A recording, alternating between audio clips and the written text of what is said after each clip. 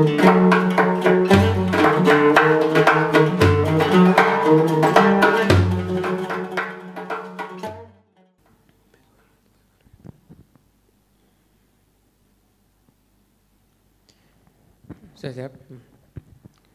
Assalamualaikum warahmatullahi wabarakatuh. Bismillah walhamdulillah wassalatu wassalam ala sayyidina Rasulillah Sayyidina Muhammadin ibni Abdillah wa ala alihi wa sahbihi wa man walah. Jumpa lagi dalam program Kisah dan Ibrah. Kisah-kisah kehidupan orang-orang yang mulia yang bisa menginspirasi kehidupan kita dan bisa kita ambil ibrah atau pelajarannya. Dalam kitab At-Tawwabin karya Ibn Qudamah dikisahkan suatu ketika Dhunnun al-Misri, seorang ulama sufi yang terkenal, beliau berjalan di tepi sungai. Ketika berjalan di tepi sungai maka menyaksikan satu pemandangan yang agak aneh, yaitu ada kalajengking yang berjalan di tepian sungai. Kemudian setelah itu tiba-tiba ada katak yang agak besar gitu mendekat ke kalajengking tersebut. Kemudian kalajengking itu naik ke atas kataknya, kemudian menyeberangi sungai itu. Dan memang sungai itu bukan sungai yang sangat dalam, enggak juga begitu. Enggak, akhirnya Dhunnun al-Misri mendapatkan ilham dari Allah Subhanahu wa taala, beliau berpikir, ini pasti ada sesuatu yang lain daripada yang lain. Karena enggak pernah saya lihat kalajengking nyebrang itu digendong sama katak, enggak pernah ada. Akhirnya Dhunnun al-Misri itu berjalan dengan cepat menyeberangi sungai itu juga, hingga akhirnya beliau mengikuti kalajengking tersebut sampai menyaksikan pemandangan yang luar biasa. Apa yang terjadi di situ? Ternyata di situ ada seorang pemuda yang dia itu sedang keadaan teler karena mabuk-mabukan, nggak sadarkan diri seperti itu, kemudian datanglah ular.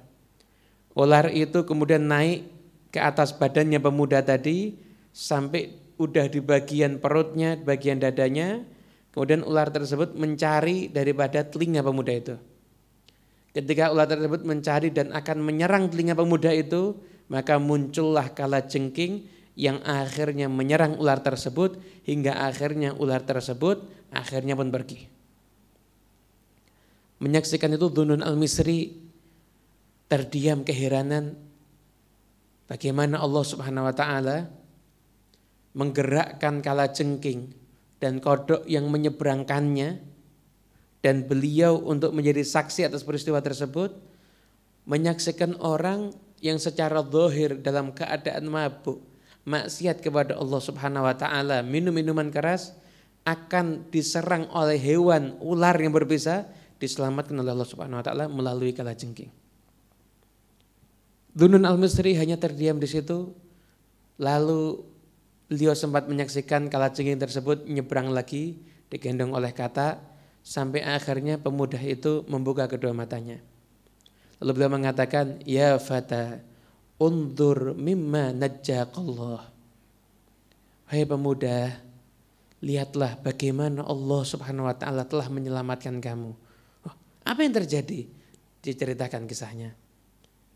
Maka Dhunnun kemudian melantunkan syair yang artinya, wahai orang yang lalai, sesungguhnya yang maha agung selalu menjagamu dari segala macam mara bahaya.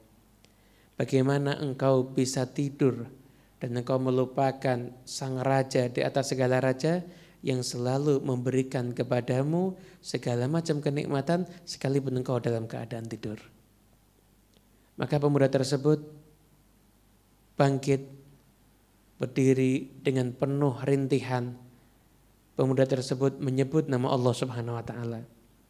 Gak tahu kapan dia menyebut terakhir nama Allah, tapi dengan rintihan yang luar biasa, pemuda tersebut menyebut nama Allah seraya mengatakan, Ilahi hadza fi'luka biman asak fa kaifa rifquka biman yuti'uk. Ya Allah, ya Tuhanku, Kalau seperti ini kasih sayangmu kepada orang yang bermaksiat kepadamu, lalu bagaimana kelembutan dan kasih sayangmu kepada orang yang taat kepadamu? Pemuda tersebut berjalan dan Dunun berkata, mau kemana kamu? Saya mau menuju tempat yang di situ saya bisa beribadah. Saya mau meninggalkan tempat yang di situ penuh keburukan, menuju ke tempat yang baik agar saya bisa beribadah di jalan Allah Subhanahu wa taala. Nah, pemirsa yang dimuliakan Allah Subhanahu wa taala, kisah ini banyak menginspirasi kita. Dzunun al-Misri Allah pilih untuk menyaksikan kasih sayang Allah kepada hambanya, termasuk kepada hamba yang berdosa. Mari kita berpikir, ambil ibrah daripada kisah ini. Berapa kali mungkin tanpa kita sadari, sekalipun kita bergelimang dosa, Allah menyelamatkan kita dari segala macam musibah. Mungkin Allah menyelamatkan kita dari kecelakaan di jalan. Mungkin Allah menyelamatkan kita dari tertimpa hal-hal yang tidak menyenangkan. Sekalipun kita enggak taat kepada Allah Subhanahu wa taala. Rasakan kasih sayang Allah yang tiada batas.